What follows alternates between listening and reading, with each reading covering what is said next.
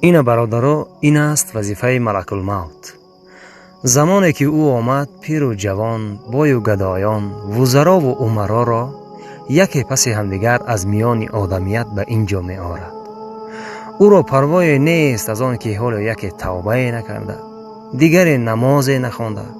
او را پروای پول و مال و احوال آدمیت نیست به خدا.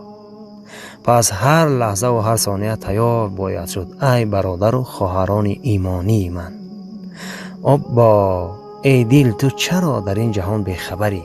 شبهای دراز در طلب سیم و زری. از مال جهان نصیب تو یک کفن است، آن هم به گمان است بری یا نبری. خدای کرده باشد که ما را نیز نصیب اینجا گرداند.